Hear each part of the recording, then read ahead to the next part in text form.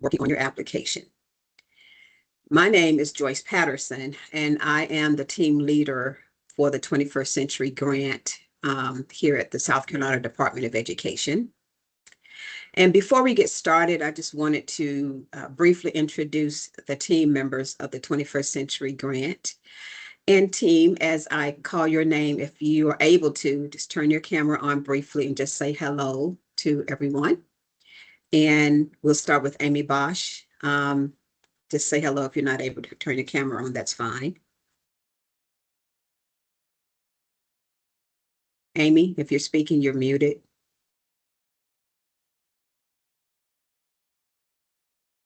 Okay. Cardacia Green is on a site visit today. We have Dr. Vanessa Jennings.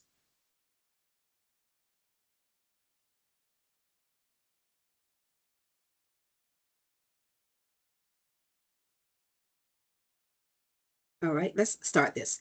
Can everyone hear me now? I want to make sure. Yes. Okay. All right, so let's start over.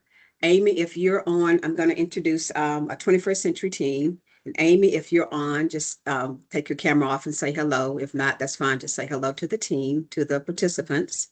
Amy Bosch. Cardacia Green is on a site visit today. We have Dr. Vanessa Jennings. I'm trying to move the screen back and you all can see me. That's fine. That's fine. Emily Langston. Okay. Hello, Say everyone. hello. I'm Dr. Tina. Sorry. Jamal Perry. Good morning, everyone. Thank you for joining us. Tiffany Robinson. Okay. I tried to turn my camera on, but something's not working. User error. Good morning, everyone. And then our director, Tanya Mallett-Smith. I'm not sure if she's on today, but she is director of our office. So again, thank you. Thank you, team. Yes, I'm here. Okay, wonderful. Thank and I just you. want to say quickly, and thank you all for joining. We're very excited about this round. We're looking for some new and innovative things in your applications to serve the children of South Carolina. I have kind of a full agenda today, so I will be hopping off in a few, Joyce, but if you need anything, just send me a chat. I sure will. Thank you. Thank you. All right. All right, with that, again, just a reminder, kind of talks here about the technical assistance webinar. And let me kind of briefly go over the agenda. We're going to provide, sorry, let me just also tell you this. The webinar is being recorded. And also, if you have any questions, please put them in the chat box and we'll answer them as best we can. If not today, then we'll certainly send you an email afterwards. So we're going to talk about the overview of the grant, the components of the application, the timelines, and then our grants office will come and also talk about the actual application itself and what you need to do in order to, submit the application for the grant. So again, we're talking about the program requirements and those things I just mentioned, score and rubric. 21st Century Grant is actually funded out of the U.S. Department of Education.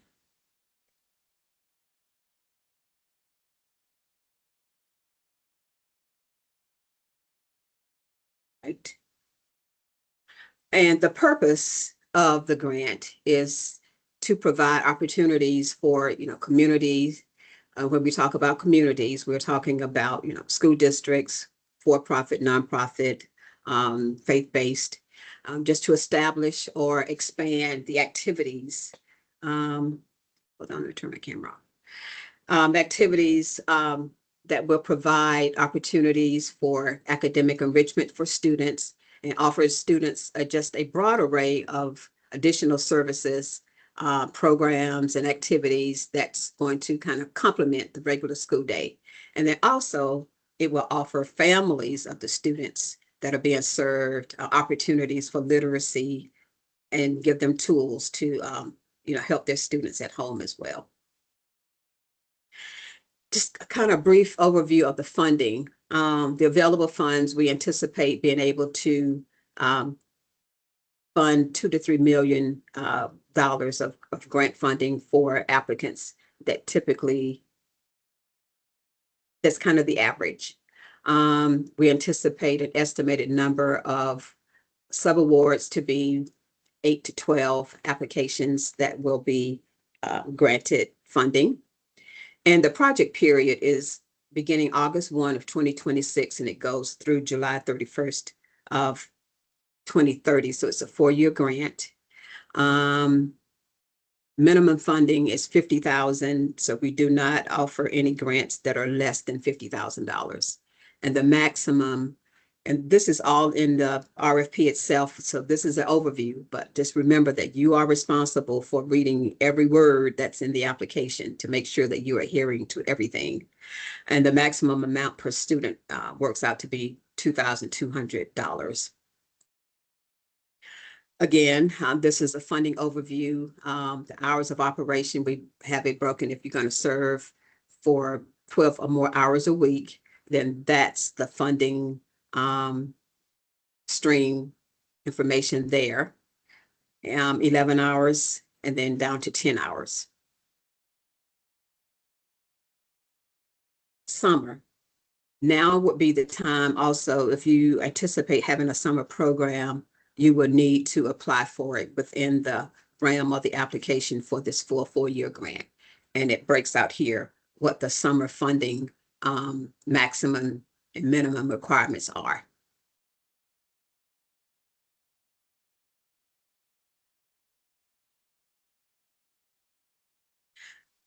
Funding overview continued. In prior years, years 3 and 4 would see a reduction in funding. You've hit the jackpot and there are no longer any reductions in years 3 and 4. So as you go back to that prior slide, it shows that what you get in year 1 carries over through year 4. So there would be no reduction in your funding. However, just remember that you are expected to provide the same or higher levels of service each year. And programs may not charge any type of fees as a means of sustaining the projects. Who's eligible to apply? And I think I'm going up to slide 9 or slide 10. It's slide 9. Okay, all right, then I'm going to hand this over to Dr. Jennings. And again, remember, if you have any questions, feel free to put them in the chat box.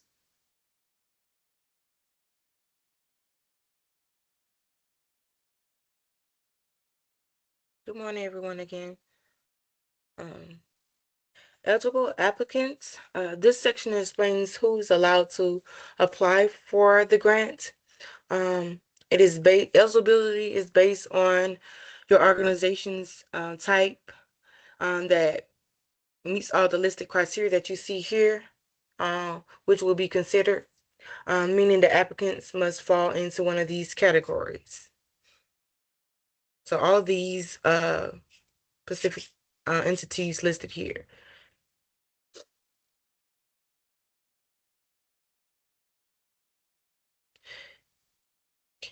In eligible applicants, this slide highlights entities that cannot apply, and it is restricted to organizational applicants that meet all eligible requirements in the aforementioned slide that was just mentioned.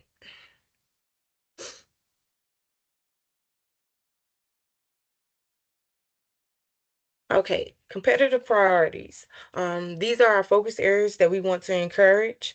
Applicants that address these priorities in the RFP can earn up to 30 additional points. The base application score must be an average of 80 points or higher for the application to be eligible for the competitive priority points. The priorities are 1 through 5, and it has a specific point value as you see here on the slide. Applicants only earn points they clearly and convincingly demonstrate how the 21st century program meets that priority. Priority 1, 5 points will be awarded to applicants that propose to serve students who attend one of the South Carolina priority schools. Priority 2 is 5 points that will be awarded to applicants that will serve students and their families of those students who primarily attend schools that are implementing CSI or ATI, and that will enroll students who may be at risk of academic failure, dropping out of school, involvement in criminal or delinquent activities, or who just lacks positive, strong role models. Priority 3 is valued at 5 points as well.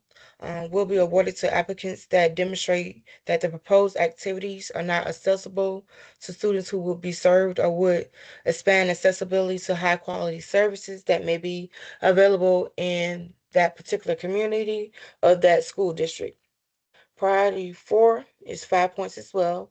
It will be awarded to applicants that propose a program that will operate a minimum of 15 hours per week, Monday through Friday.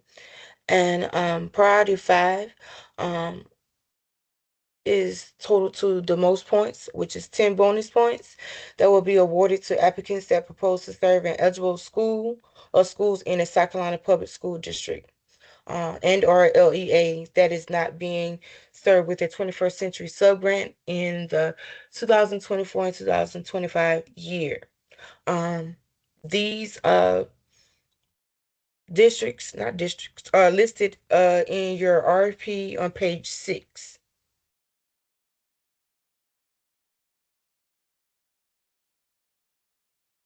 I'm trying to move the mouse. Come on, mouse. Okay.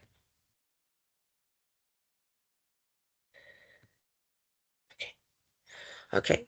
The timeline of the granting process. This outlines the key phases of the grant process from pre-application technical assistance webinar, which is what we're currently in, through award notification and the deadline for the programs to begin. The dates may be subject to change, but this time shows what applicants can expect and when. Therefore, it's important to pay close attention to the deadlines that you see here, and late submissions are typically not accepted. After the applications are submitted, of course, it will go through an initial review to confirm eligibility and completeness. However, the applications that do not meet basic requirements may not be moving forward.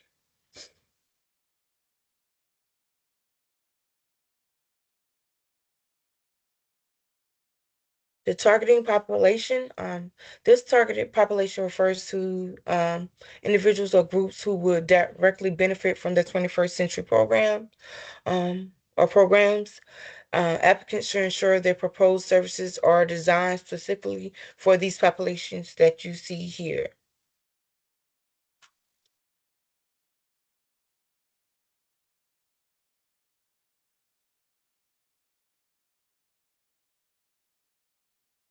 I think someone has a question. Let me see.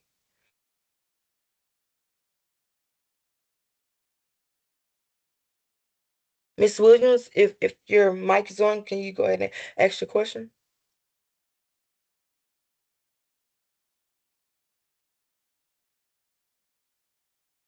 I just put it in the chat box and we'll get to it as well.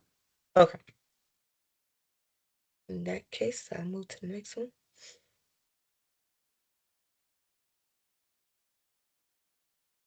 Okay, accessibility. The programs must be held in locations that are physically accessible or provide reasonable accommodation to ensure the students' participation and students with disabilities as well, and assist and include how services are delivered, how the information is shared, and how the participants will engage with the program.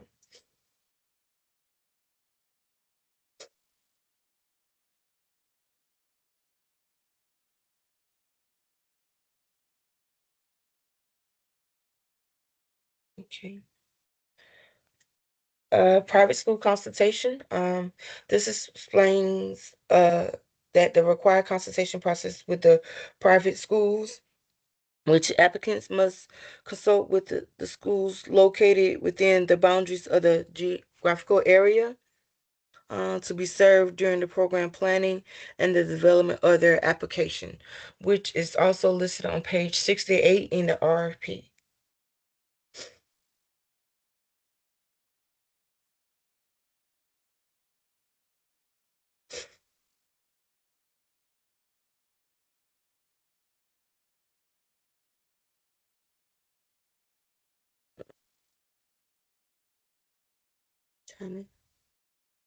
Excuse me for a minute. I can't see the. Okay. Could you excuse me for a minute? Hold on.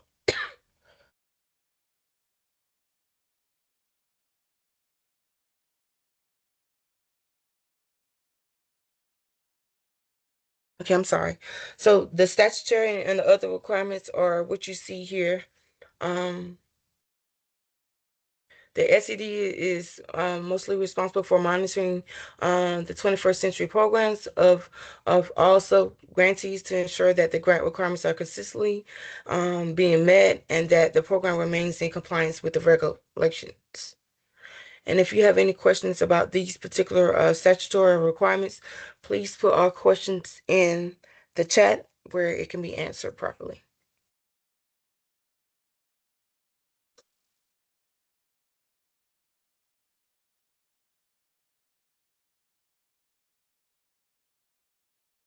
Fidelity bond and general my screen is okay, general liability coverage. So the fidelity bond must be issued in the amount equal to the total of the annual grant awarded, which is the initial grant. And a primary applicant that is not a school district must also secure a general liability policy in the amount of no less than 1 million per occurrence.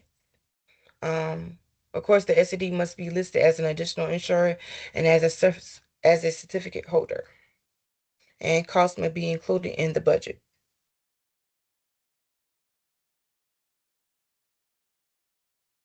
Going to give control to Mrs. Bosch. Yeah. Good morning, everyone. I hope everyone's doing well. Sorry, I missed the intros earlier. I was having some mic issues. So I'm going to talk about the kind of some of the key components to make sure you meet the requirements once you the programming side of it.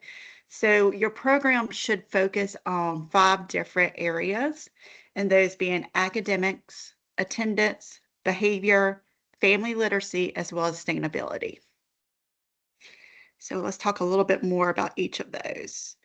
The academic focus, this is actually where you're going to provide the ELA as well as the math. Those are required subjects. You can also incorporate any other science, STEM, social studies as your program design entitles. But you do have to offer an ELA and a math component. Just a quick little tip is that we like to see 50% of your day being devoted to academics. Now, I do want to remind everyone that is not the normal walk into a classroom, everybody sitting in a chair, but that is like team activities, working on standards. It could even be providing tutoring, homework assistance, very hands-on activities, computer-driven lessons. So it can look very different than the regular school day, but we do expect for 50% of your day to be devoted to the academics. So for example, if your program is a 2-hour program, 1 hour of that day should be academic focused. And just a reminder that during the academic component, there's a 10-to-1 ratio that can include your volunteers, your assistants, but there is a 10-to-1 ratio. During the non-academic piece, the other 50% of your program, anywhere from 15-to-1, 20-to-1 would be appropriate. So it can be slightly higher for the other areas. And just a reminder that your plans, your lesson plans do have to align with the South Carolina standards, and that we really encourage you to use certified instructors to make sure the information is being provided in alignment with the regular school day. Hours of operation. This gets a little tricky sometimes. First of all, you do get priority points if your program operates 15 hours per week, but be very mindful not to bite off more than you can chew, and do not say you're going to do 15 hours and it's just not reasonable. So because that becomes a problem because you got priority points and you got funded, and now we expect you to do that. So just be very mindful. Do not set yourself up for failure and do not commit to more than you actually can do. Now, in the RFP, on page 2 and 3 is a chart that breaks down the funding per student per the hours. If you provide 12 or more hours, your student funding would be 2,200, and it just decreases from there. The minimum amount is 10 hours, and that's 10 hours for 4 days a week with the 30 weeks total. We do like to see a consistent schedule. So we would want to see Monday through Thursday. We have seen Monday, Tuesday, Thursday, Friday, due to like staff meetings on Wednesdays and the early release days on Wednesdays. So you can be creative. It just has to be consistent. And just a reminder that your program cannot, those operational hours have to be outside of the regular school hours. We do allow morning component, but the maximum amount of morning component would be 2.5 hours per week, and that would be 30 minutes per day. So, and also that's another situation where we would advise you not to commit to more than you actually can do there.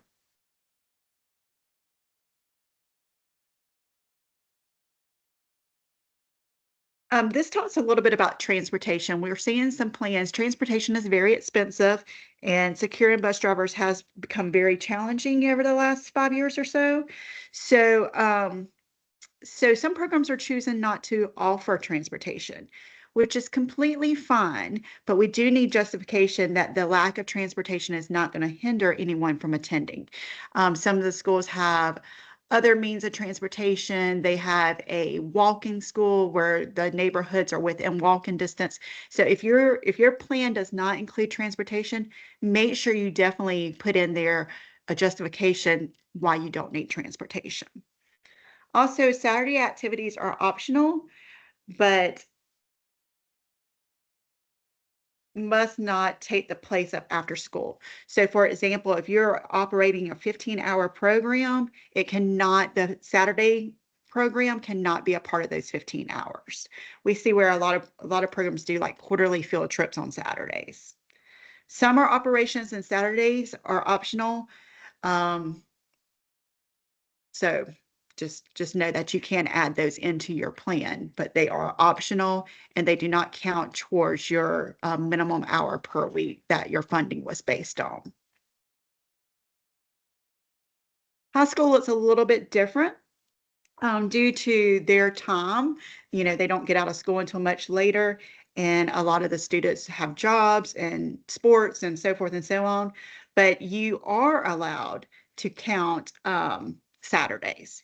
And they are also at the 10 hours per week. But the biggest difference is that you are allowed to count Saturday to count towards that 10 hours, but only 4 hours. So you would have to operate at least 6 hours Monday through Friday, and then you could grab those extra 4 hours on Saturday. But that would need to be a consistent schedule. And this is just back to the transportation. Just once again, if your plan does not include transportation, make sure you provide justification that it's not going to hinder your students from being able to attend, as well as your enrollment. MOAs, very important, and just a reminder that anyone that submits a 21st century application needs to have a MOA with the superintendent's signature as well as the principal of the school. We've had, unfortunately, some applications come through, get funded, and then we go to start the planning process with the project director, and the principal knows nothing about it. So it's very important to have the principal as well as the superintendent on board and have those signatures submitted with the initial application. Once again, no food. I'm sorry. Yeah, that's right. No charges for students. And as we're talking in the chat a little bit, that donations are permitted. Just be very mindful that we're not allowed to charge parents. And that's even $1 to go on a field trip. Authorized activities, there's a list of them in the RFP on page 12. I encourage you to look over that and to make sure that you're in line with your daily schedule and your plans. Same with unauthorized. And just a reminder that you cannot purchase food with 21st Century money, no religious activities, no fundraising, and also that you cannot have your activities during the regular school day. And you can find this on page 12 and 13 of the RFP. I have attached a copy of the RFP in the chat, as well as it's on our website. All right, this is where it gets fun. So there's been some questions about like the time frame. So if you get awarded this grant, it will start August 1st of this year. And the first year of funding would be August 1st, 26 through July 31st of 27. So that's year one. This is a 4-year grant. And something that our office is doing a little different this coming year is that we are going to be checking our claim documentation for reimbursement. So, and just a reminder that you, the subgrantee, the authorized official, must maintain direct control of the money. So, for example, you cannot say school district of Good Neighbor. You cannot apply for the grant and then hand the funds over to the local YMCA. You have to operate the program. And at this time, any unspent funds will come back to the department. So we encourage you to spend down your funds. We're doing some quarterly reporting this year to make sure that those funds are spent on a timely fashion. So just make sure you spend your funds. And while matching and in-kind funds are not required, you should indicate them on your budget. There's going to be a separate column for that. And but you can, it's not required, but you can include it. For example, if you know the school district is going to cover the transportation, or you know that the school district is going to buy all the iPads. So you can put that information and that cost in the in-kind matching column. All right, and this information is in the RFP as well, but this is just a quick list of the information that is allowed. So once again, if you get this grant, it will start on August the 1st of 26, and it will go through July 31st of the following year of 2027. Okay, it's a little confusing at first. So once you get on, it comes quickly. And then it's a reminder about the unallowable costs: food, field trips, gift cards, anything over $5,000, marketing, vehicles, construction. And on your field trips, we're going to ask that you get prior permission before taking those field trips. But for your initial application and planning purposes, just make sure they're educational. And if you had any questions about that, you can reach out to our office and we can help you confirm if it would be approved. There is no credit, no requirement for extra for matching funds or community partnerships. It does make your application stronger to the reader, but there's actually no point value to that. And just a reminder that we always like to remind our subgrantees that the subgrant funds must supplement, not supplant. So basically, you cannot use the fund to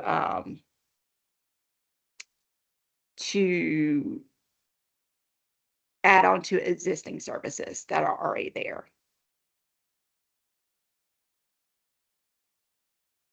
review process. So once you submit your application, it will be assigned to 3 different reviewers.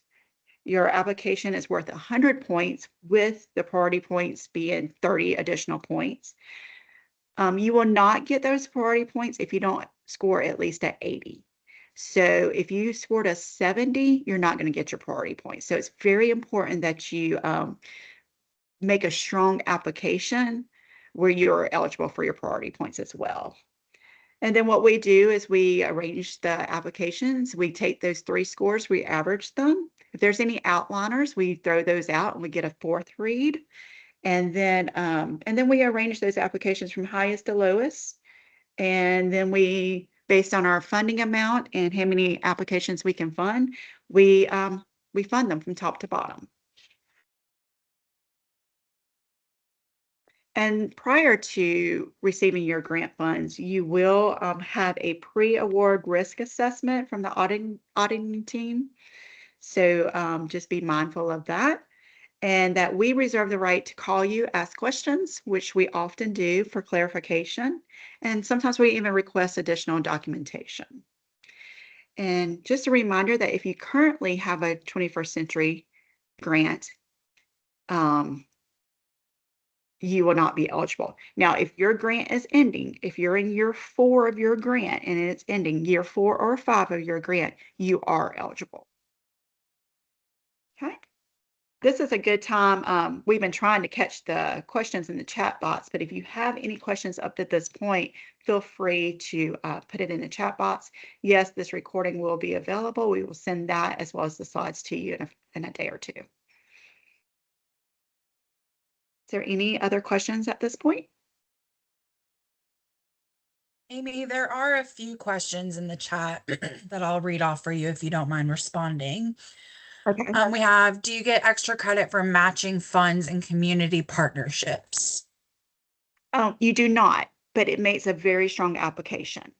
So I do encourage it because you want, and also make sure it's very clear to your readers, the buy-in that you have from your community.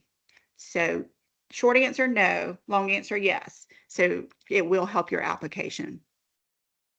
And then if an organization writes a grant to serve students in your school, are they eligible for priority points even if they're not affiliated with the district? Yes, anyone submitting a application is eligible for priority points. And I believe they're kind of asking, as long as the schools being served meet the criteria that they're applying for. Right. And if there's any question, we would never want you to go through this process to have a school in your proposal that does not meet requirements. So if you have any questions whether or not your school meets the requirements, please reach out to our team and let us verify that for you before you spend the time and the effort getting your application together.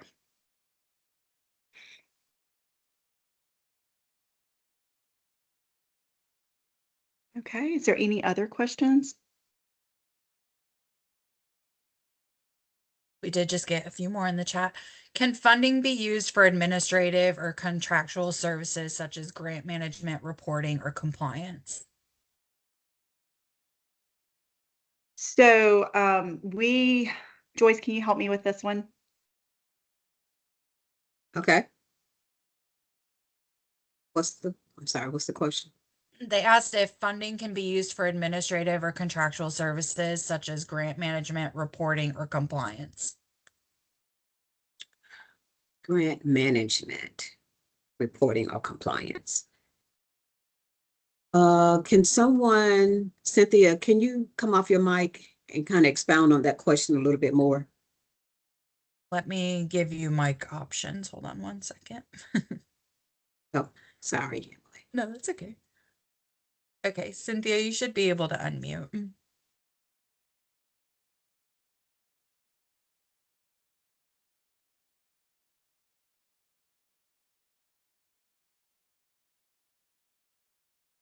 All right, so I'm not sure if she's gonna, but in general, if we're talking about, I think I wanted to get more information on the grant management part and what that looks like.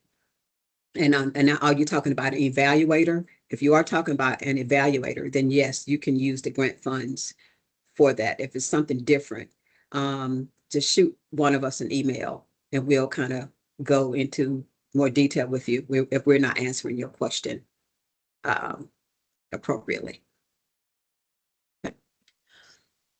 Okay. And just to kind of still on that, we do expect to see like project directors within the budget, someone running your day-to-day activities. So that is expected.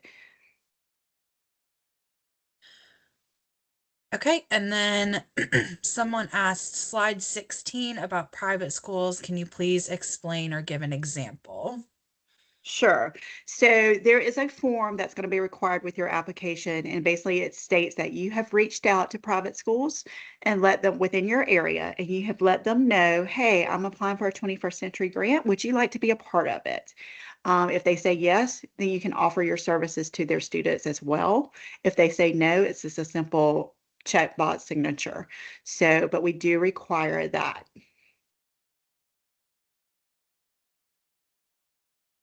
And your Okay. application will be incomplete if you do not submit that, even if the answer is no. All right, and then we have a question on priority point 2. Is it either or must it be both?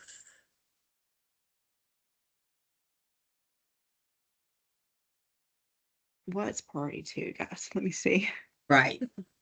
Bear with us. Priority 2 is the ESSA targeted services. Okay, and Amanda is saying that it can't be both. So basically, if you qualify for one, you're not going to be the other. Okay.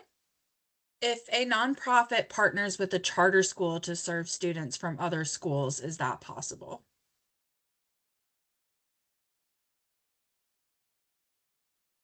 We have seen that done, yes. Okay. Could you clarify what you mean by claims will be reviewed before reimbursement next year? I am a little confused because I thought all our claims were reviewed before reimbursement. They are reviewed by our finance department, and that's just but we're going to be looking into them a little bit deeper to make sure that your claims are matching your narrative.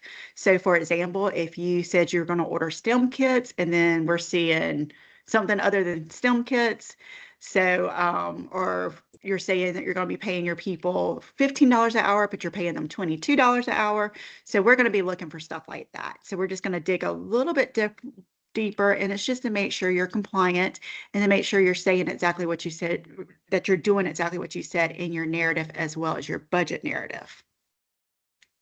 And then also to expound on that, it won't be unless you're considered more of a high risk subgrantee. It won't be a claim that we're looking at every claim every quarter. It may just be periodic reviews. All right, can you discuss transportation a little more? I know we can't go over 5,000 for equipment, so could we rent a van multiple times instead of purchasing outright to stay under the $5,000 requirement?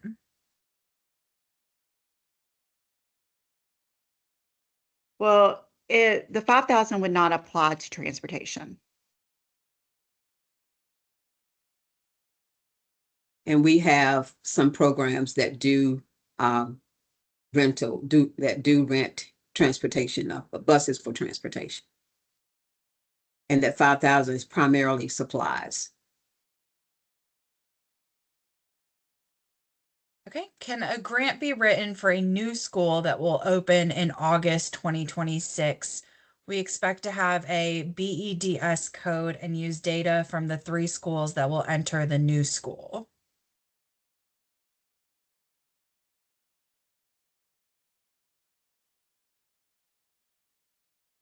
Yes, but I would go ahead and send us the name of the schools that are merging into the new school and let us just verify it with our Title I office that they would be eligible. Is there a scale to be provided for the breakdown of funds, or do we use a scale from our school district for employment of teachers and project directors? You definitely want to be in line with your school district. So I would talk to your HR. And then on our end, we have a couple of caps. And if that's an issue in your application, we'll let you know.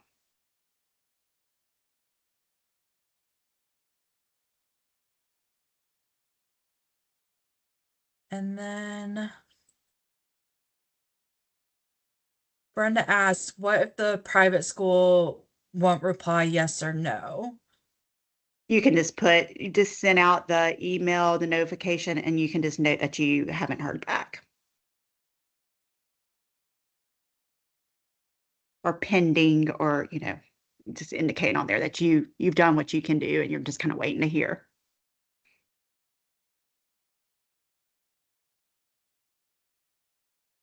Okay, these are great questions.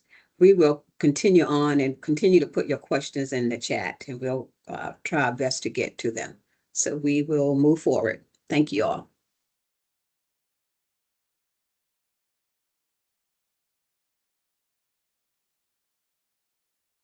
Okay, good morning again. My name is Jamal Perry, and I'm going to take you through the application itself.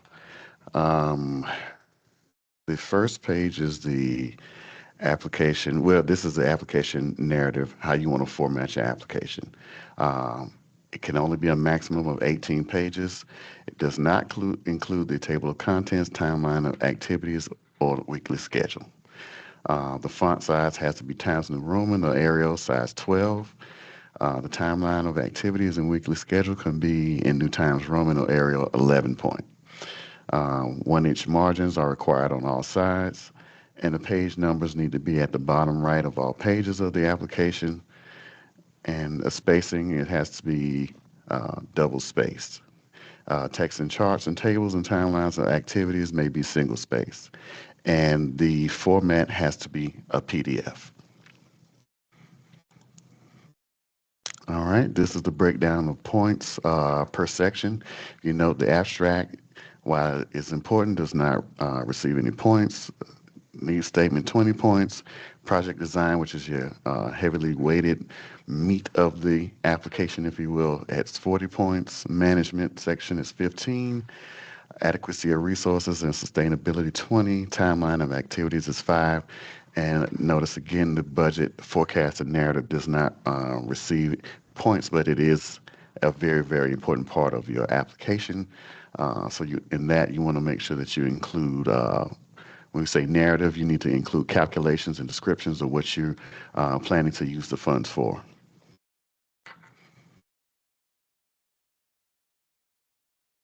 All right, the first page is the abstract. So on one page, you need to concisely describe your project, if it has a special name, number of students you plan to serve, of course, the school districts and the schools and what you plan to serve, the primary applicant name, and you want to let us know how much funding you're requesting, and also provide a list of collaborative partners as well. All right, the next section is the needs statement, 1A. In this section, you need to explain the process and the findings of your needs assessment, which include the following bullet points: involvement of the collaborative partners in the assessment process, the needs of the community and the school that you identified through your process. All right, section 1B, needs statement continue. Again, in 1B, you need to explain the needs assessment process, and you need to include information of these 2 bullet points: the needs of the students to be served, and include any specific student data pertaining to the needs to be addressed, and the students and the needs of the students' families to be served. A requirement of the 21st Century Community Learning Centers grant is not only that you serve the students after school, but you have to provide some type of programming for their family members or guardians as well. 1C, you need to include the following information for 1C as well. number of students to be served, anticipated number of staff that will be paid, the source of funding, how many days and hours per week that you anticipate your programming will operate, how the proposed 21st century program will operate in conjunction with any existing programs, and the impact of the proposed project on the students you propose to serve. All right, the next section is the project design, starting with 2A, the performance goals and objectives. In this section, you must provide a narrative that addresses these following bullet points. The performance goals, stating that the students regularly participating in the program will meet or exceed state and local academic achievement data and show improvement in the performance measures of school attendance, classroom performance, and a reduction in any disciplinary actions that the student may incur. The required objectives to be attained under performance goals 1 and 2, and if applicable, meet the other identified needs that were identified in your needs assessment. 2A continued. You also must provide the following items. Provide SMART objectives. So that means the objectives must be specific, measurable, achievable, realistic, and have a time frame for completion.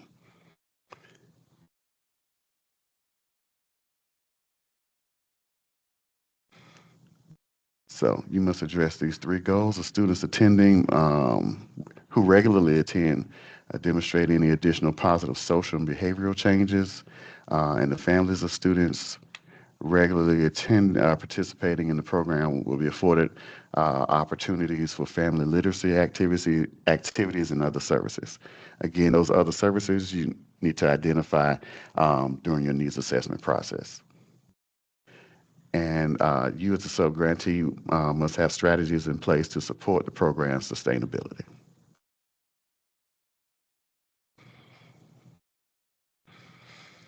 Okay, project design 2B. And this section, this is the information that you must include. Stick a pin in it right here. When you're doing your application, make sure that you go methodically, line by line, bullet by bullet, and provide the information that is requested of you. Skipping around, the readers are trained not to skip around and look for the information.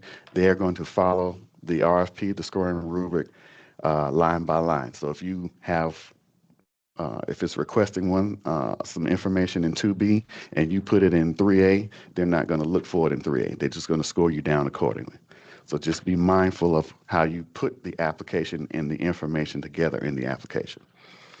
Okay, and 2B, you need to list specific activities for the students that will be undertaken to meet the project objectives. In that section as well, you need to include the number of hours per week, the days you plan on operating those activities, and the service provider or partner that will conduct these activities. Continued on, you must describe specific activities will be undertaken if you choose to operate a summer program. And next, you need to tell us how the proposed activities and enrichment activities are based upon the components of the measurements of effectiveness regarding evidence-based research and best practices. And you must cite your sources. If you provide that information, you must make sure that you're citing those sources within your text. And if you are planning on operating a summer program, discuss how the instructional activities and teaching strategies are going to be innovative and engaging. The 21st century after-school program should not be an exact duplicate of what the students did during the regular school day or what they're doing at any other summer program. We are looking for innovative, different strategies to help the kids close those gaps in learning.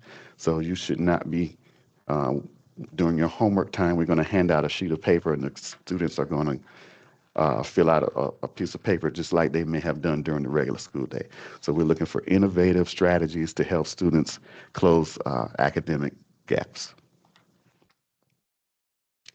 Okay. 2C, student and family support. The information, you must include the following information in your narrative. Project services, including meals and activities to be provided to support students and their families.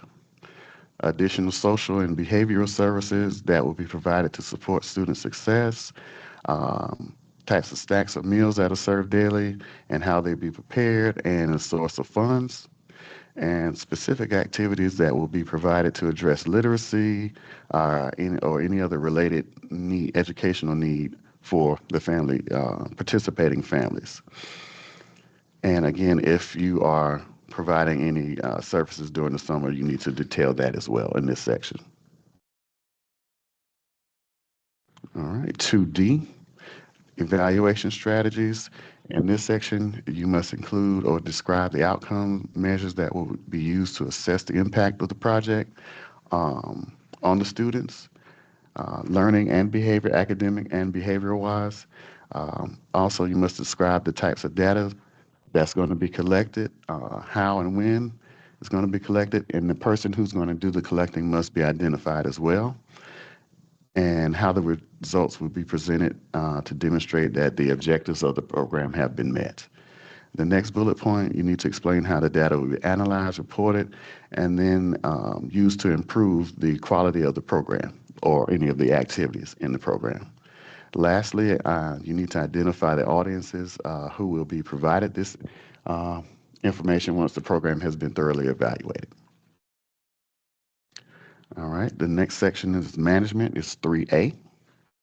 In this section, you must provide or detail how the program will be implemented effectively and efficiently. So in this section, you need to include evidence of successful experience or the capacity to succeed in providing educational enrichment activities. So basically, we want to know your history. If you have a history operating some after-school programs using other funds, private funds, local funds, state funds, whatever, detail that information in this section. Next, you need to provide evidence of experience in managing similar types of proposed activities and the ability to perform those activities on time and in budget. Continuing with 3A. In this section, you need to clearly define the job description and qualifications of key staff. Like Amy said, project director, site coordinator, teachers, teacher assistants, anyone that you feel you need to include to help successfully operate your program, you need to list them in this section. Next, describe plans and budgets for ongoing staff training, professional development, and define the topics and potential facilitators of those topics for your staff, and as well as the frequency that those opportunities will be afforded your staff. Next, you need to describe how the proposed project was developed and will be conducted in collaboration with other organizations, including the school, any other community-based, faith-based, public or private organizations in your area. You're required to at least have a minimum of one partner for your application. So you want to make sure you at minimum have one partner, but there are gaps. There are restrictions. This is federal dollar. These are federal dollars, and they have restrictions. So it's beneficial to you, your students, your families that you intend to serve, that you have as many outside partners. Of course, the school has to be the partner, but you want to reach out to your surrounding community and let them know as well. We're applying for this grant, and we would love to sit down and talk to you about what we want to do and potentially where we can meet up and you can help us provide services for these students and families. So partnerships are very, very important to help you maintain and add an additional layer of services to your students and families. Okay, section 3A, management continued. You need to identify the members of an advisory council, explain the council's role for evaluation, include a meeting schedule, and you are required to have an advisory council, a good mixture for the advisory council, school staff, parents, couple of students. You want to have some community members that help make up your members of your advisory board, and they must meet at least 4 times per year at minimum. They can meet more if your program feels they need to meet more, but at minimum 4 times per year. Okay, and then you need to describe plans to coordinate with any federal, state, local proposed projects for most effective use of public resources. Okay, and continuing with management, this is 3B.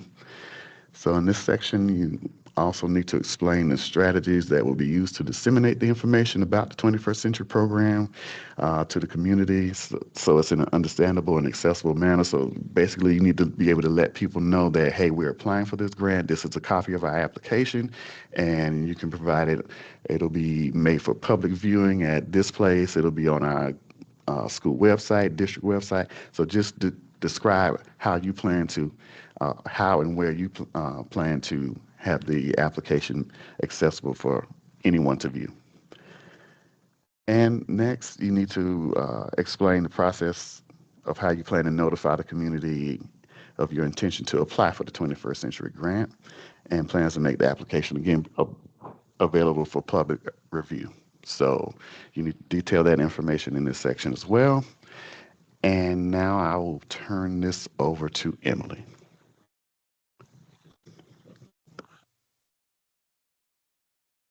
Emily, do we want to take a quick second and address the 2 questions in the chat box? Just to stay on. Yes, great Okay. idea. So I'm seeing 2. The first one is, as we put our application together, should we only reference the 26-27 school year, the number of students served and cost only for that 1 year? Now, your application is for the whole grant cycle. So, but we expect years 1, 2, 3, and 4 to look alike. So, for example, if you're serving 50 students year 1, we expect you to serve 50 students year 2, 3, and 4. When you do your narrative, there's going to be a column for each year. And those budgets can look very similar because your bottom line number is going to stay the same. But for example, if year 1, you're buying 1 supply, you may not need it year 3. Or your year 1 field trips may not be your year 2 field trips. So, so we do see a little bit of variety between years within that scope of the 4-year budget. But in your general application, you're going to be talking about your program and what that looks like. If you're applying for 3 school sites, do you submit separate applications? This is tricky. It kind of depends on how many students you're looking to serve. So you have to serve a minimum of 25 students. And you can serve as many as you want, but the money kind of caps out at 100 students. So if you're only looking to serve 100 students total across those 3 schools, 1 application would probably be fine. But if you're looking to serve 50 students at each site, then you would probably do 3 different applications. And if you need help kind of looking at that a little bit deeper, feel free to email us or reach out to us. But it basically just depends on how many students you're trying to serve at each site. All right, that was clear as mud, but hopefully got us some. Amy, if you add, and I don't know if you said this, if you put 3 schools on 1 application, remember you're splitting that money between those 3 schools. So just take that in consideration as well.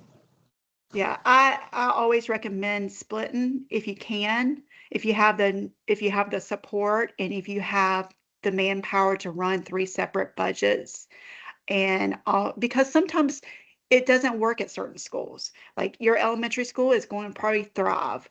Your middle school is going to be a little bit more challenging, and high schools are hard. So you don't want one school to fail on your grant and pull down the other 2. So if you keep them separate, if one doesn't succeed, it doesn't factor into the other 2.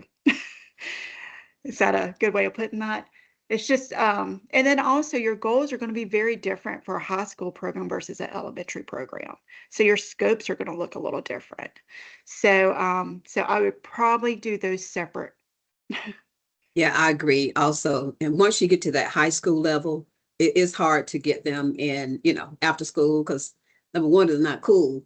And number two, you're competing, with all kind of extracurricular activities. Some of those high school students, have jobs after school. So the high school is a little tricky. It's really kind of hard, but it can be done because we have a few high schools that are succeeding with our program. And they do a lot of like credit recovery, driver's ed, very, very cool programming, but it looks a lot different than an elementary school. Okay, we have Zenobia in the chat asking about Saturday school and also has raised their hand. So I'm going to go ahead and allow Mike here. Zenobia, if you'd like to come off mute, you're welcome to. Good morning. Can you hear me? Yep. Yes. Hi. So just a question. We do understand, we're here at a middle school in Charleston. We do understand about the Saturday sessions for high school, how it's allowable, but there are some schools here in Charleston that dismiss at the same time high schools do. And like 8th graders do sports at the high school. So when you look at the timeline, you're looking at a school like ours who's at a 4 o'clock start time. So it only gives us like 4 to 6. Have you all ever, has that been a topic of discussion or brought up as far as allowing Saturdays for middle schools because we can gain some time back? Just a question.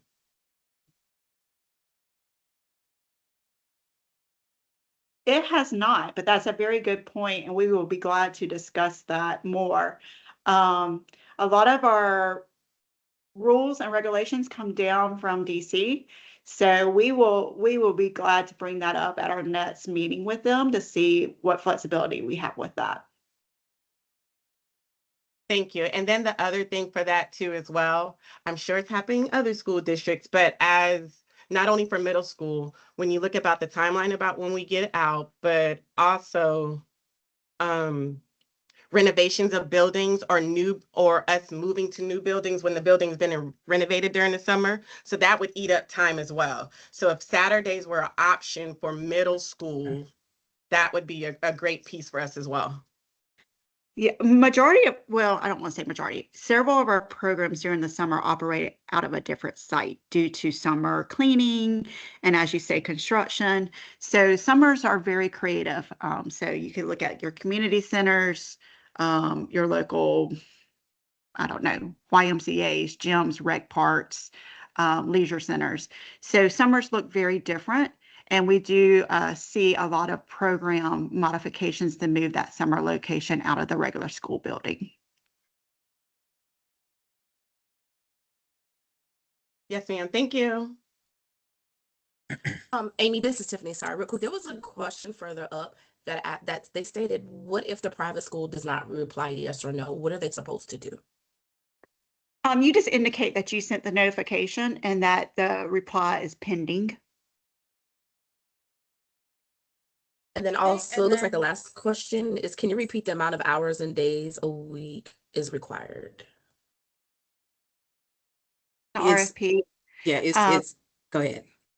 Yeah, so generally it's 4 hours or 4 days a week, and then the minimum is 10 hours. But it can be certainly 5 days a week. But that's the minimum.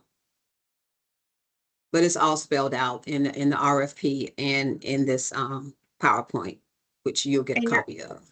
And your funding is based on the number of students with the number of hours.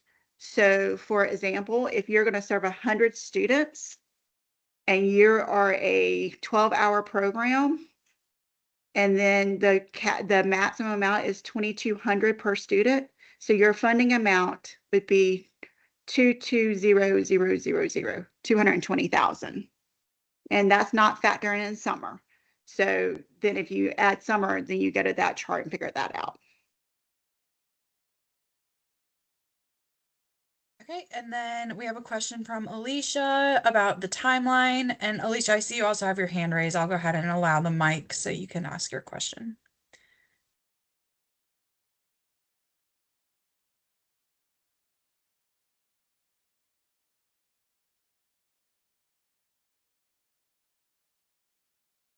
I can go ahead and answer it. Okay. So we are really working hard to get notifications out as soon as possible. It's just such a process.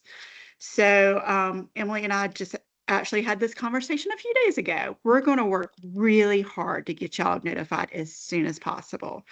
But a general rule, it is July. So, and we know there's several year-round schools that apply. We understand like as parents are registering students, they are making decisions about their after-school care. So we're doing what we can on our end, and we will continue to work to get y'all notified as soon as possible.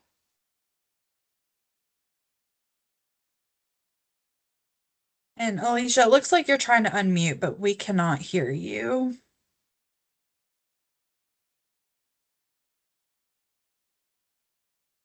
So if you have a follow-up question to that, just go ahead and drop it in the chat for us, please.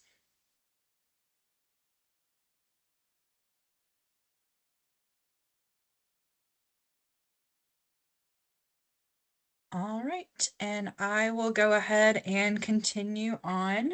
If y'all continue having questions, just go ahead and put them in the chat. All right, adequacy of resources and sustainability. Describe in detail adequacy of resources to ensure successful launch and operation of your 21st century program. Staffing of the program to ensure proper participant-teacher ratios during academic instructional periods and enrichment activities. Supervision, management, and adequate delivery of services, including plans to recruit and use volunteers, especially senior citizens. Those talking about the participant to teacher ratio, we do require for every 10 students, there should be one instructor or adult present.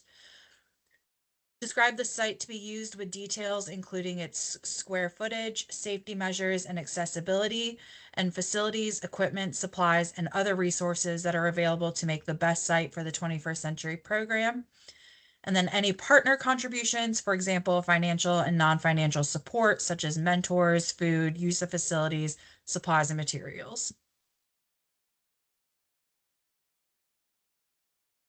Provide a detailed transportation plan that explains how students, public and private, will travel safely to and from the 21st century program and home, including transportation details for before school, Saturday, and summer programs if applicable. Transportation plan must answer the following questions. Who will provide the transportation for the project? Who will fund transportation? And how many buses will be used for the project? Include maximum capacity of each bus.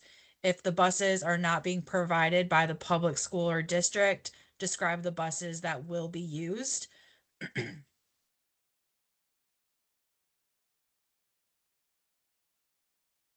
If the proposed 21st century program is a non-school site, what is round trip distance in miles from the site to each targeted school to be served? How long will it take each bus to complete the route when transporting students home? How many students will ride each bus? What is contingency plan if fuel costs increase? What is logistical outline of transportation plan, scheduled pickup and drop-off times, routes, etc.? Other transportation details that are pertinent to proposed 21st century programs.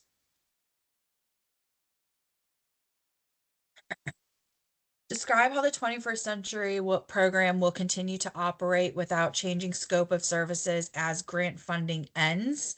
So at the end of your 4 years, the sustainability efforts to provide complete sustainability plan, provide detailed description and explanation of sustainability objective, and describe the funding plan to include goals and objectives, names of partners, and their commitments and contributions, other revenue sources, and any other strategies to be used for sustainability.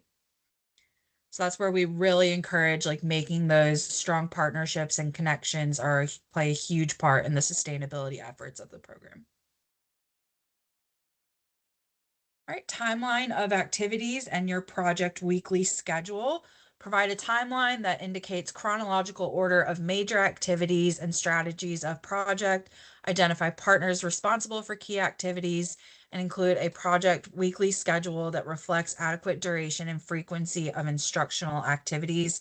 Again, as Amy said, the instructional part should take up about 50% of your program time. Your budget summary and budget forecast narrative, there is a template for this. Further up in the chat, I linked where the RFP is located. There's also the template there for your budget forecast. That should include all formulas used to calculate line by line expenses. So you really need to break down the salaries, benefits, all of the costs in that budget narrative. Totals that correctly reflect line item totals in budget summary.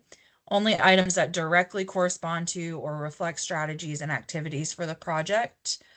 The items in the budget forecast and narrative that are not described in strategies and activities section of the application will not be funded. So just make sure those two are in alignment. All right. Budget considerations provide clear evidence that the budget is justified based on the needs assessment, and provide clear evidence that expenditures are appropriate and justified to support activities in the project, and include estimates for matching funds and in-kind as applicable.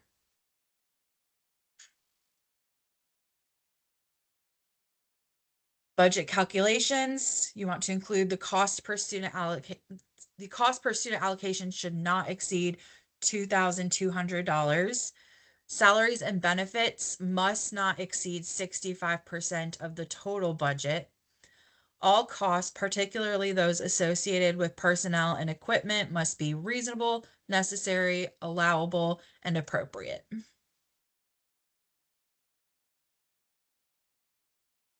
Grant fund disbursements. Funds will be dispersed on reimbursement basis upon receipt of subgrantee expenditure reports with all supporting documentation. No funds may be obligated prior to receipt of grant award notice.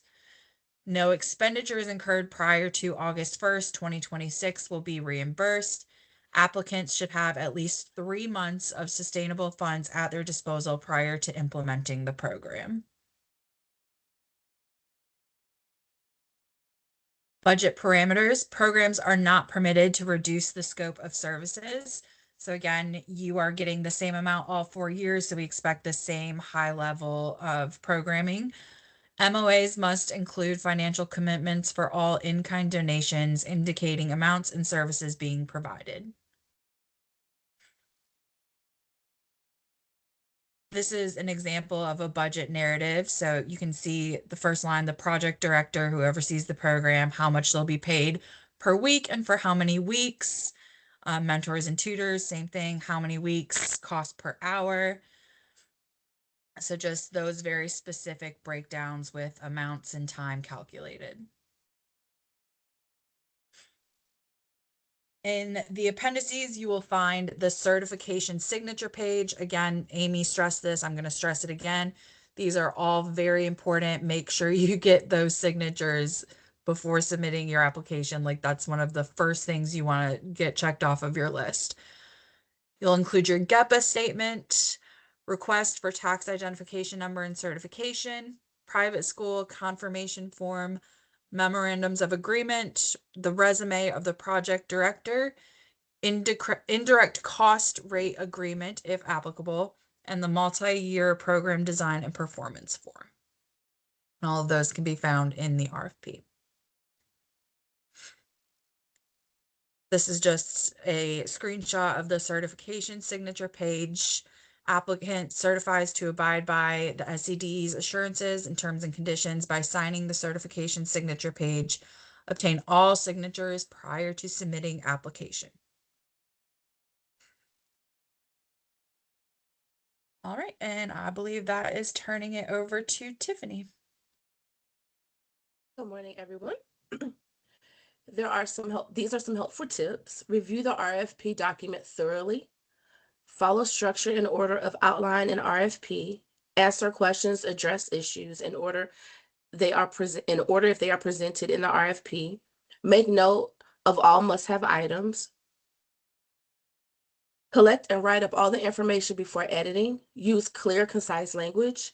Create paragraphs that focus on one point and are developed thoroughly.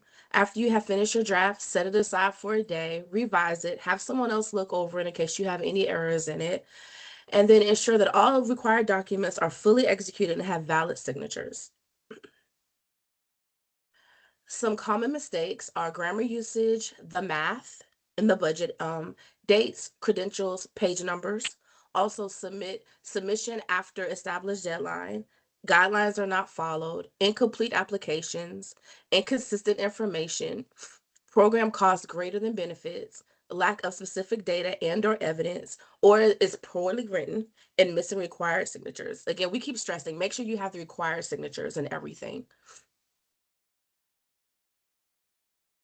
Are there any questions so far? Okay. And then here are some reminders. Refer to RFP as your guide throughout the application process. You cannot return the application once it's submitted.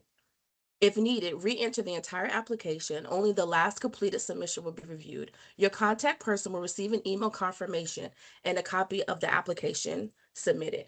In conclusion, here are a few submission reminders. You cannot return to an application once it's submitted. However, you can re-enter your application. You can re-enter your application, and the contact person will receive submission confirmation along with a copy of the data that was entered online. Retain the confirmation email and application for your records. The contact information, if you have any questions or if you send any emails, this email address is checked periodically throughout the day, and they are sent to the appropriate program people. For additional information, you could contact the 21st Century team at 21st cclc@ed.sc.gov. And I think this goes over to the grants office.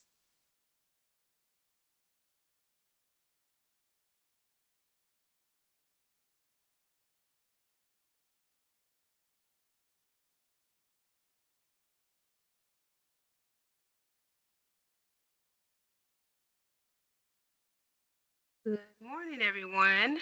My name is LaShondra DeBose. I go by Ree. I think I need to get my voice here together. It's been so quiet over here. I have on with me my program coordinator, Tina Thomas. She will be on the help in the chat as well. If you have any questions, feel free to drop them in the chat, and then I'll go off and go into our spiel. And I'm the last man standing. So I stand between you and whatever you have to do for the rest of your day.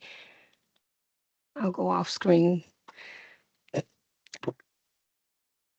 Okay, you all have heard about the program information, everything involving the program. So I am now going to speak to you on the online application submission process because you're completing your application online.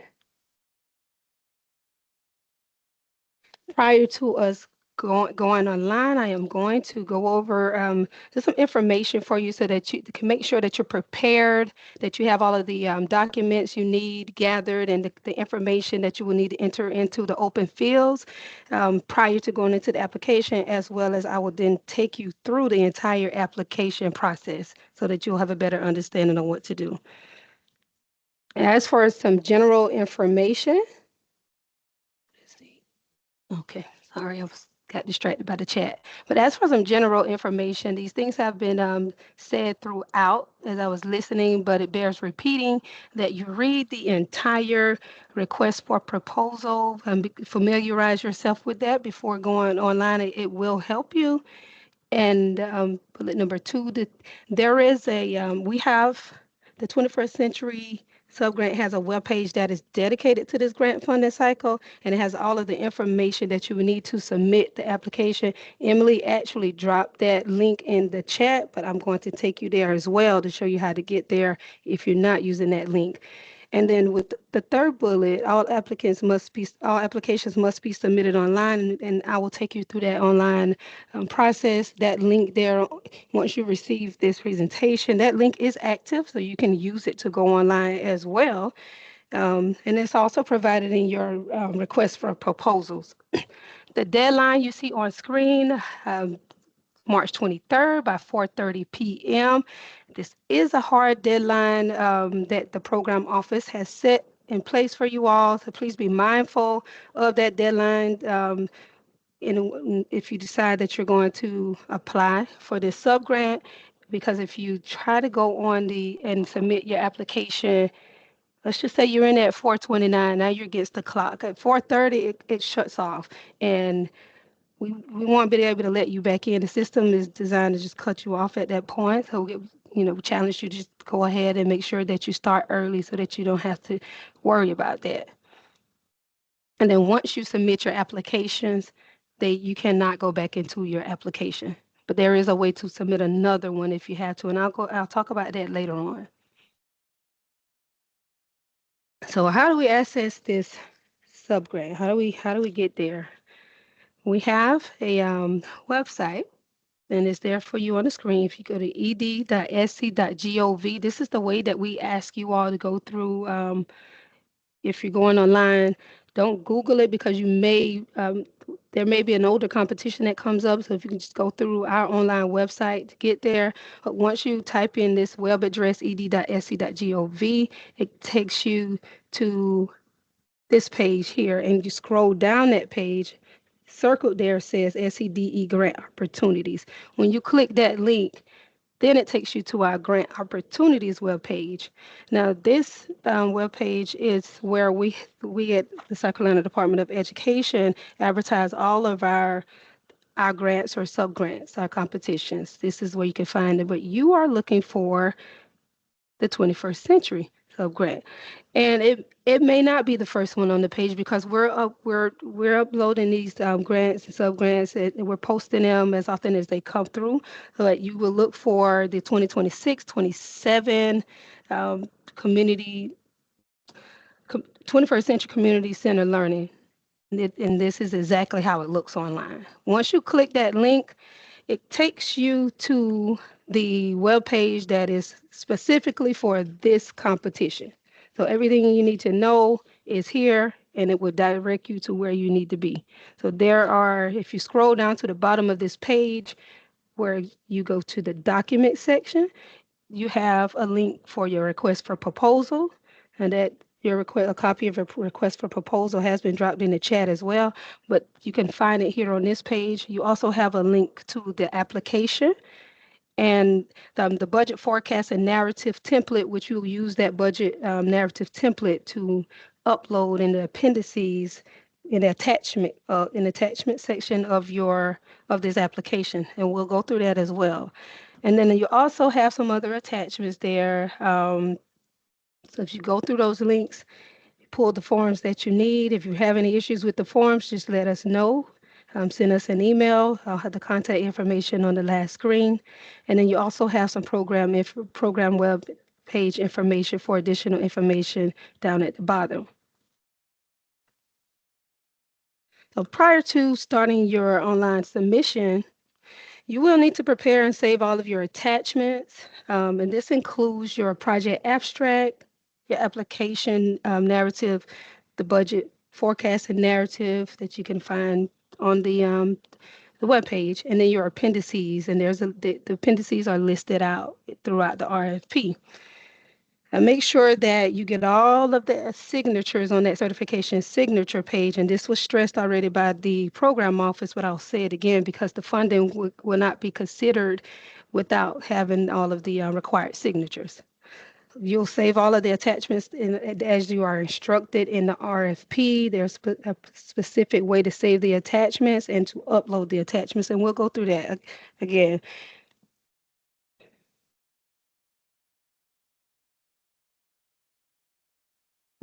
Also, before starting your online submission, we have throughout the request for proposal screenshots of the online application.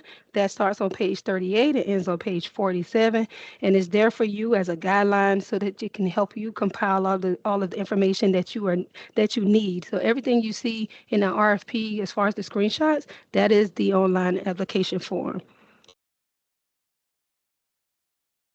Now let's take a look at the application form. It's broken down into two different sections. On the left there, that is the first screen that you will see when you open on the application, the online form sections. These are fillable forms. And then the second attachment the second screenshot will be your attachments. So that's the list of things that I was telling you that you want to compile those things first, so that when you're in this form, you can upload them. Everything on the attachment side should be uploaded as PDFs with the exception of the budget. The Excel, that is an Excel format, and the system shouldn't even allow you to upload it in any different format. Well, the online form sections consist of, and I listed them out for you here. Well, we've listed them: the application information, the competitive priorities, contact information, and for that contact information, you're going to have a contact person, project director, and a financial official, as well as another section on your collaborating partners, the program information, the program site information, and then there's a section on the funding information and budget summary.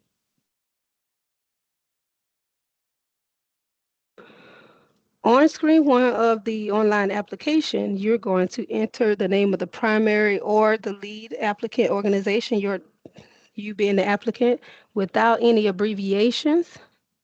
If you are a school, or if you're applying as a school, then you're going to be asked to enter the name of the school district. When you click school, it populates for you to enter the name of the school. You'll enter your mailing address, and you must use, where you see the zip code, you must use your zip +4. So it's 9 digits. You may see in the RFP, it may say 10-digit. The hyphen counts as a character code, but it's the 5-digit zip code plus the 4 digits afterwards. The applicant's name must match the name that is registered in SAM.gov. And if you do not have a UEI number, or you need to update your information, you can refer to the instructions that are on page 8 in the RFP. Also, if you need help with finding out the information, the UEI, tax identification number, contact your finance office, because they should have the information readily available for you. Also on this screen at the bottom is a space for you to enter a descriptive title of the project that you are proposing. And then on the bottom right, that is a section asking you whether or not you plan to apply for competitive priorities. And that's that screenshot there. If you selected yes, if you select no, that you're not applying for competitive priorities, you go directly to the contact information. However, if you selected that, if you indicated that you are applying for competitive priorities, then you see this screenshot, and you're going to indicate whether or not you are applying for each of the competitive priority categories, and you will list the page numbers from the proposal narrative where evidence can be found to support the awarding of your points. So you'd have to have your narrative already prepared prior to even going through this process, so that you can refer to that page number. And on pages 5 through 6, it gives you details of each competitive priority. So depending on the type of entity that you are applying through, for instance, if you're a nonprofit or for-profit, then that authorized official, maybe your CEO or your executive director, could even be your board of directors. But for school districts, if you're applying as a school district, then that authorized official is your district superintendent. And the name must match the name that you have indicated on your certification signature page. So you see how all of this ties together.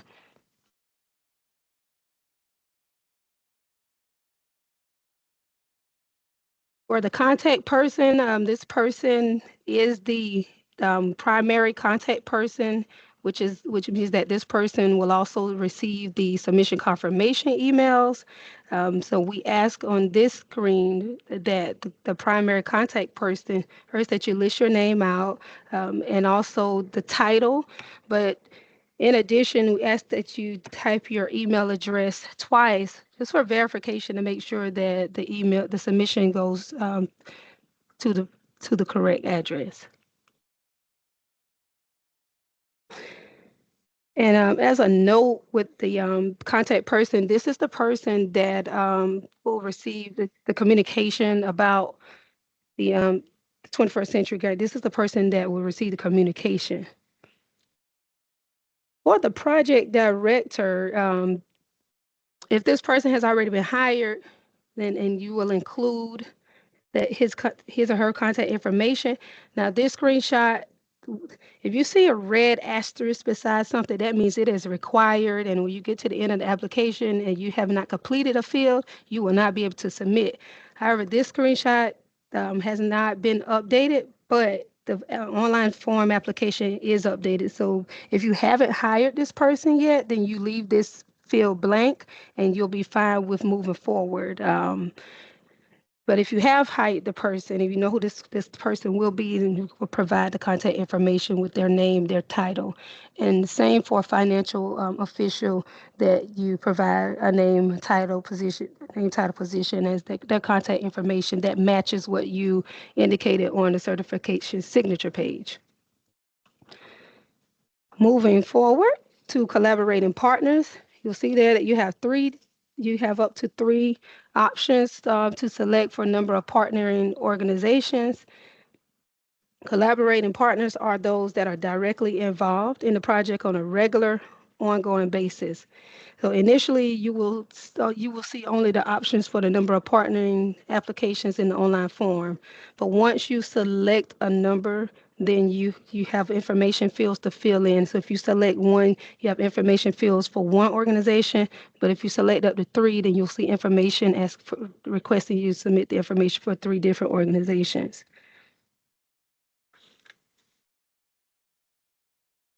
I think I jumped ahead. So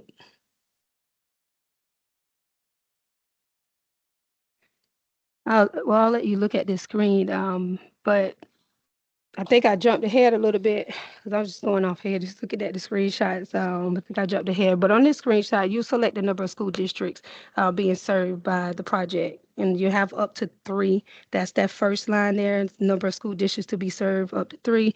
And then the next one is the corresponding number of district name fields will be displayed on the number that's selected.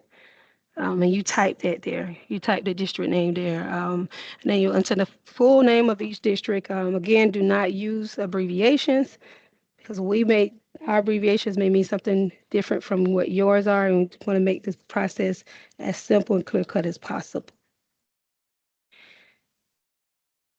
In this section, you will enter information only for funding year 1.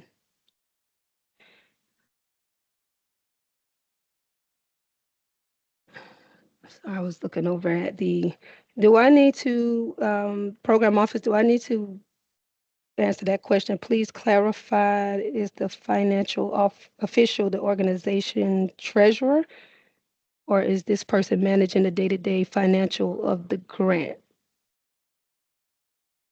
That's typically a program question, but if it's a district, it's usually either your director of finance, a CFO, or if it's an organization then typically it is the CFO, but it's not the person that's necessarily doing the day-to-day operations, financial operations of the grant. It's kind of the overseer. Okay. Thank you. And then Jordan Fleming asked, I also wanted to ask for clarification regarding the financial oversight for the grant. Should the financial office that oversees the school district be the entity responsible for managing or reviewing the grant finances, or is this handled differently? I feel like I need to break that question down. The question is about the financial oversight of the grant. Part 1, should the financial office that oversees the school district be the entity responsible for managing or reviewing the grant finances? Okay. Or is this handled differently? So if this is a school or district that's applying for, he said, well, she answered the question. Great. Okay. Okay, perfect. Okay, then we'll continue with the program information. So in this section, you will enter the information only for funding year 1. And those dates are August 1st, 2026 through to July 31st, 2027, and it's listed there. It's listed there in the online form. Enter the beginning and end dates that are specific to your project and not the funding period dates, unless the project will start on January 1st and end on July 31st. Select the type of programs that are being proposed. For example, if you're doing before school, after school, or summer, and then indicate the number of indicate the days of the week on which activities will be regularly scheduled. You will also be asked to enter the total hours per week the project will operate, the number of hours per day, and then in that section that says hours of daily operation, you enter the times the project will be operating. And then you'll actually enter the total number of weeks the project will operate during the academic year. So lots of things to think about when you're going through and planning, which is important, why you should go ahead and start early and with your planning teams to get the dates in mind. And again, this is spelled out for you in screenshots throughout the RFP, so you can refer to it for a guide. I would even probably do a checklist, like, okay, we did this, we did this, we did that, just to make sure. For project activities, you're going to indicate the activities that will be offered during the project by checking all that apply. If for some reason an activity that you're hoping to offer is not listed there, the last option is to click other, and then you can write in a brief description of that activity that you're proposing.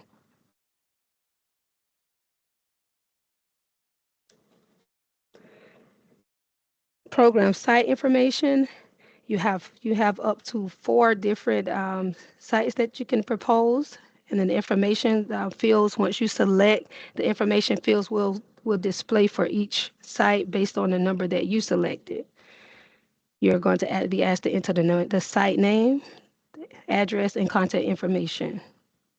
Then you'll indicate the number of students to be served by each site and the schools where they attend. Enter the hours and days of operation. If they differ from the schedules provided in the program information section of the application, and there's a note that says that. If this school site is not a school, if this site is not a school, indicate how far it is away from the school.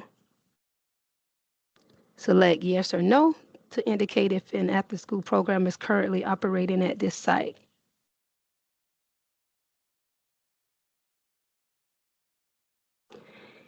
If you click yes for that after-school question, provide the requested information on the funding source or funding sources for the existing after-school program, the number of students being served, and the schedule of operations.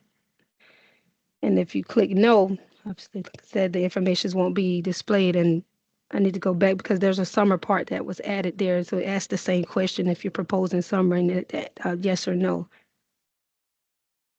Oh, there it is. So if you click yes, provide the if you click yes for summer, provide the information that's requested for summer.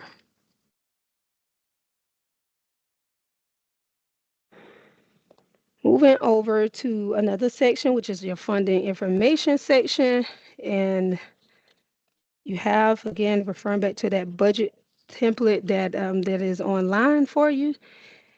Under the funding section, you're going to enter the amount of 21st century funding being requested for year 1 of the project in the first field. And used only whole dollar amounts. And then the second field is the total 48-month project cost for the second field. So those dates, correct me if I'm wrong, program office, August 1st of this year through July 31st of next year. That is correct. Okay.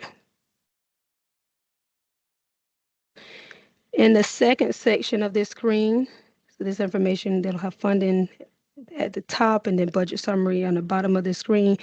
You'll enter the budget summary for the project, which provides a line item breakdown of the grant funds that are requested for the first year and the amount of in-kind or matching funds invested from other sources. And then the total project cost, total project budget for each line item, that auto calculates for you. Those are over there in green, they auto calculate for you. So, and also remember to use only whole dollar amounts. And if there is a line item that you're not budgeting anything for, just enter 0, indicating that we're not allocating money there. The total cost for the grant funds requested column should equal the amount of the total 12-month project cost in the funding information section. So once you enter that on this screen, should match the bottom here. Like those numbers should match.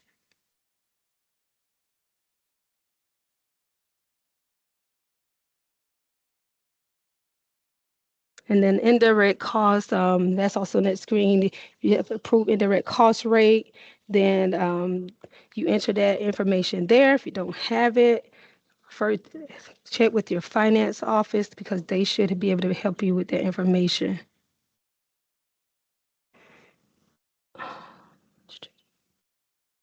Lisa Bailey has a question. Okay, I think you answered it. Okay. Well, before we go any further, I want to pause and talk to you about how to save in the event that something happens and you need to stop while you're working on your application. We suggest that if you can, that you go straight through because you will have already prepared all of the information, you have all of your attachments, and you just want to get it done. But the lights went out. We need to save our progress. There is a process for that. On each screen, there is, I also want to note that you don't have to save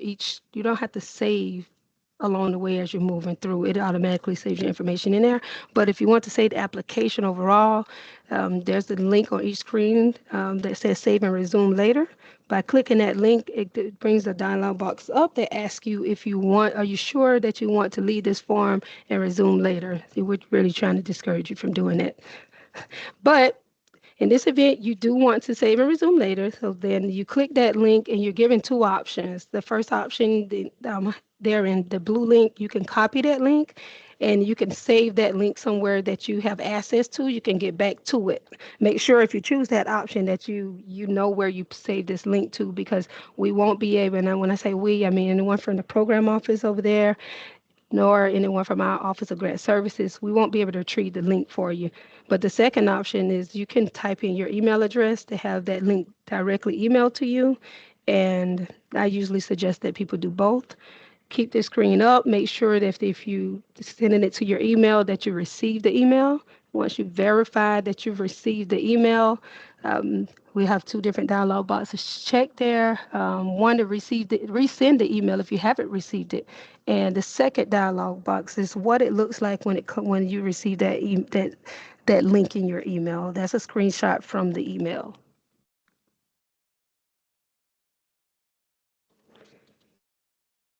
Well, some important information for you all is that when you save, if you are saving an application, if you choose to save your application and you know in advance that you're going to save it, don't even waste your time uploading attachments because if you got into the attachments, you're pretty much done anyway. But don't upload attachments because they're not going to be there once you go back into the save form. And then the contact person email, you will have to re-enter that as well.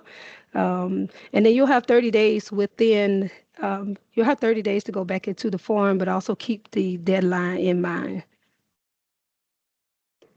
Now we are approaching the last form section. Told you in the beginning we had 2 different form sections, the online part and then the attachments. So I'll take you through the attachments really quickly and then we'll be wrapping up.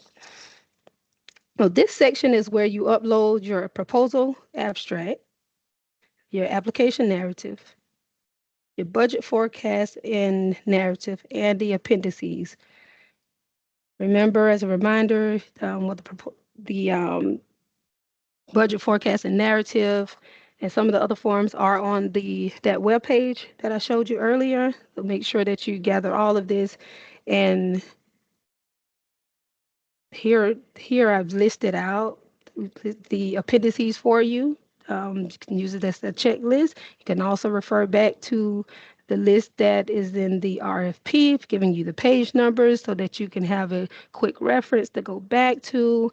That certification signature page is at the top. It's very important, not that the other ones aren't, but if your certification signature page doesn't have the appropriate signatures, then everything else is null and void. So make sure that you give yourself enough time to track down whomever is involved in the process to get those signatures. Okay. And then the list is provided for you. The details are in the RFP. You can use the table of contents to find those pages easily. All of these usually are at the bottom of the towards the end of the request for proposal. And as a reminder, because I know this form was once part of the attachment, it no longer is, the pre-award audit questionnaire, that is a separate form, meaning it's online, and there's a link. And so that will not be a part of the appendices, but it is required for you to do, and it's a link and it's a form.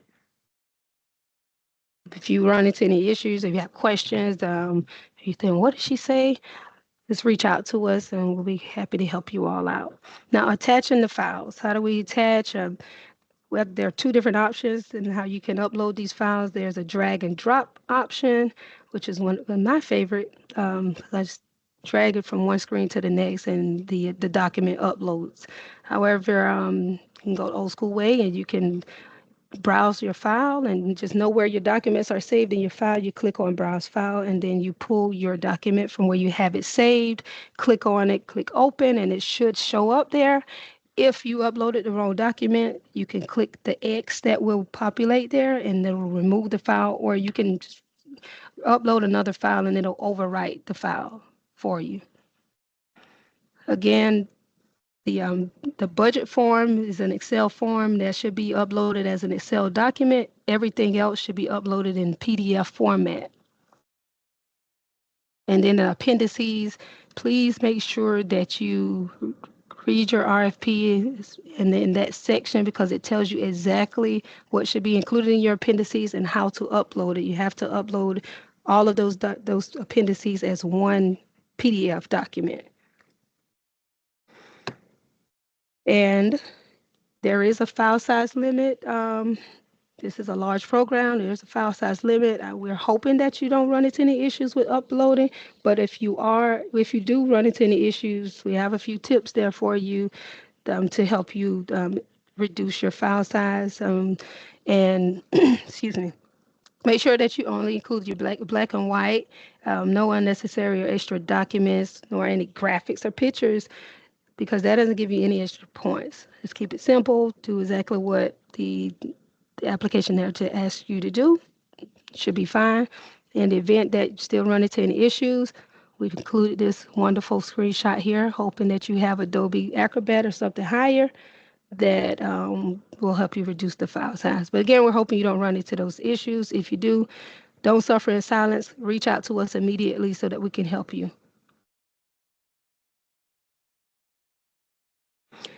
Complete a submission. Prior to your submission, you will be able to review the information that you have entered into the online forms. So at the data review and confirmation page, on each screen you have a previous and you have a next button. If you take your time and go through this page from top to bottom, make sure that the information that is listed there is what you intended to be there. If you need to make changes, you can click previous at the bottom left and go back to the page that you need to get to. You can edit your information and you can click next to come back to this page.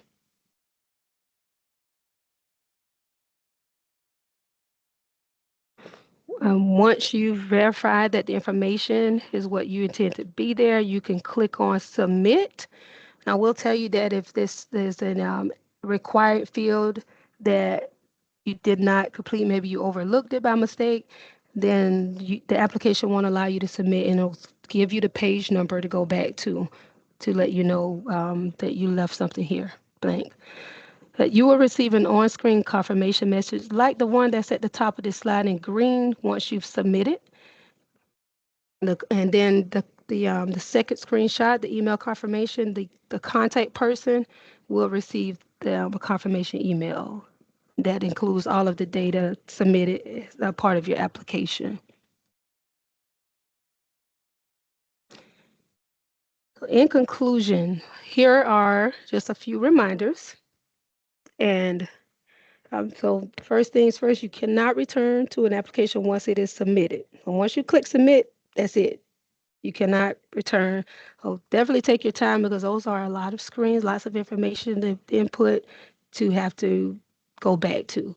You can submit another application if you want, as long as you're within the deadline, the time frame of the deadline. You could re-enter another application, and the most recent application that you've submitted is the one that the program office will consider.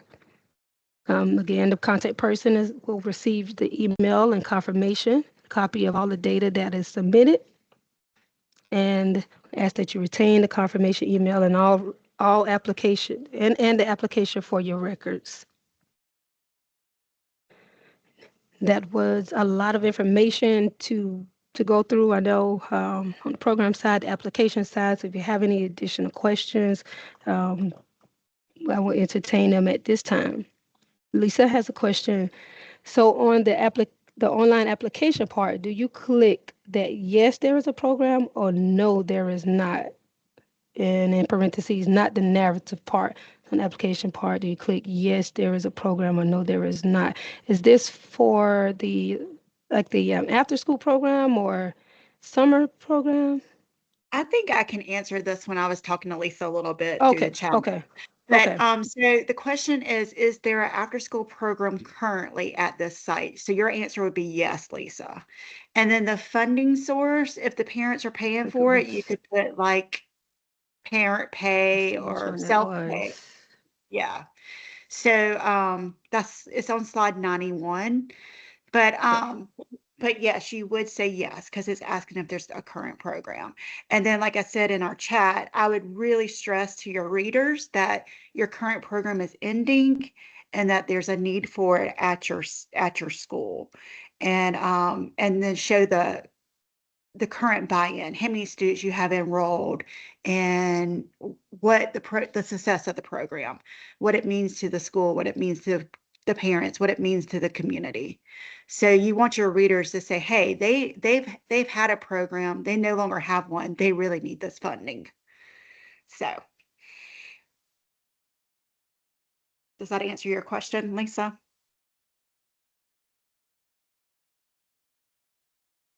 Okay, great. Were there any questions that I may have missed that were typed in the chat that were not addressed? As it pertains to the grants portion, I think we've covered those. But if there are any Okay. other questions, feel free to put them in the chat and we'll address them. And if there are any overall questions that we didn't get to, may have missed, or you didn't think of, you're thinking of now, you can still go ahead and put it in the chat. And as Reese said, this is a lot of information. It's a lot of information to take in. So this webinar has been recorded or is being recorded. We'll get that link out to you soon with the recording. I would advise you just kind of, sit down and go through it again, take notes. And we've been stressing throughout the webinar that don't miss anything. Just all details matter. Start from top to bottom. You make a checklist, put it aside for a day or two, let someone else, let fresh eyes look over it. And I know you do well. So, much success to you all as you apply. All right. I made two little notes to remind you guys of. First of all, just the importance of being consistent. So like make sure if in your budget, if you have STEM kits in your narrative, you're talking about your STEM program. So just make sure everything's aligned and make sure, everything's consistent. And then lastly, we always do our due date on a Monday. And the reason that we do that is that we want you to submit on Friday. So, because we see it every cycle, we have 2 or 3 people that missed the deadline, and it's heartbreaking to us because there's nothing we can do. So, just be very mindful of that. And Joyce and I are always here and very available on the couple of days prior to the deadline. But I just really want to stress the importance of getting it in prior to the deadline and not waiting until that Monday. Amy, we got one more question. Okay. When we submit multiple applications, how does it not overwrite the other ones? I know you mentioned it overwrites it doesn't technically overwrite it. It's going to store that first application, but we're going to only take the last submitted application, the last timestamp. So, but like if you're submitting 3 applications for 3 different schools, we're going to be able to see in the Right. title We'll that's see for that. school A, school B, school C. So, it will submit with the title of the school. And also, we will only fund up to 3 applications. So you're welcome to submit as many as you want, but we're only going to fund up to 3 for your agency or district.